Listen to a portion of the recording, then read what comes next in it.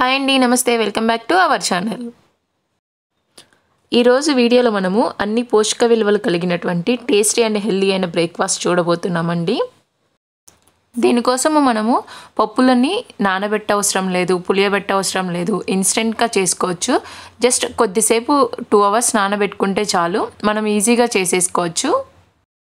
దీనికోసం ఒక బౌల్ తీసుకొని బౌల్లో 1 గ్లాస్ కందిపప్పు, 1 గ్లాసు పెసరపప్పు, 1 గ్లాసు శనగపప్పు, 1 గ్లాసు పొట్టు మినపప్పు తీసుకున్నానండి. మీ దగ్గర పొట్టు మినపప్పు లేకపోతే మామూలు మినపప్పు ఉంటుంది కదా, అదైనా తీసుకోవచ్చు.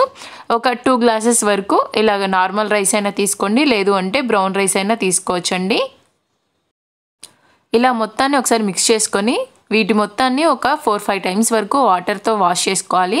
తర్వాత కొన్ని వాటర్ పోసేసి వాటిని ఒక 3 hours వరకు 2-3 hours వరకు నానబెట్టుకోవాలండి. ఇలాగా మూత పెట్టేసి నానబెట్టుకోవాలి. ఒక 2-3 hours తర్వాత మళ్ళీ ఒకసారి వాష్ చేసుకోవాలి. ఇలా మొత్తం వాష్ చేసుకొని వాటర్ మొత్తం పారబోసుకోవాలి. ఇలా వాటర్ మొత్తం పారబోసిన తర్వాత ఆ పప్పు మొత్తాన్ని ఇలాగా మిక్సీలో వేసుకొని గ్రైండ్ ఇలా మిక్సీ జార్లో పప్పు వేసుకొని దీంట్లో కొంచెం కరివేపాకు వేసుకోవాలి. దీంట్లోనే ఒక 3-4 పచ్చిమిర్చి, ఒక 2 ఎండుమిర్చి, కొంచెం సాల్ట్ వేసుకోవాలి.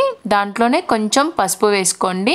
దాంట్లోనే 1 టేబుల్ స్పూన్ల వరకు జీలకర్ర వేసుకోవాలి. దీంట్లో కొంచెం 1 టేబుల్ స్పూన్ సోంపు ఉంటే సోంపు వేసుకోండి, లేదా సోంపు పౌడర్ ఉంటే సోంపు పౌడర్ వేసుకోవచ్చు. దీంట్లోనే పెప్పర్ పౌడర్ వేసుకోవాలి. ఒక 1/2 టేబుల్ స్పూన్ వరకు పెప్పర్ పౌడర్ వేసుకొని వీటి మొత్తాన్ని గ్రైండ్ చేసుకోవాలి. కొంచెం వాటర్ వేసేసి ఇలాగా గ్రైండ్ చేసుకోవాలన్న. ఇలాగా కొంచెం బరకగా వచ్చేలాగా గ్రైండ్ చేసుకోవాలి. మరీ మెత్తగా కాకుండా మరీ బరకగా కాకుండా లైట్గా బరకగా ఉండేలాగా ఇలా గ్రైండ్ చేసుకోండి. గ్రైండ్ చేసుకున్న దాన్ని ఒక బౌల్లో తీసుకోవాలి.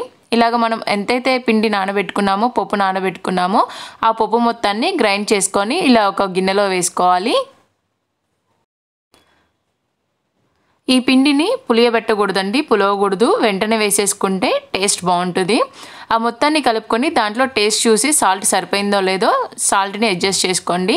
స్టవ్ మీద పెనం పెట్టుకోవాలి. పెనం వేడైన తర్వాత కొంచెం ఆయిల్ వేసుకున్నాక దాని మీద ఇలాగా ఒక గరిటెతో బ్యాటర్ని ఇలా వేసుకోవాలండి. ఇలాగా కొంచెం మందంగా వేసుకోవాలి. మరీ పలచగా కాకుండా మరీ మందంగా కాకుండా ఇలాగా మీడియం సైజులో ఇలా వేసుకోవాలి. వేసుకున్నాక దాని మీద కొంచెం ఆయిల్ వేసుకోవాలి. ఆయిల్ వేసుకొని ఒక మీడియం ఫ్లేమ్లో పెట్టేసి స్టవ్ని ఒక 1/2 నిమిషం పాటు కాలనివ్వాలండి.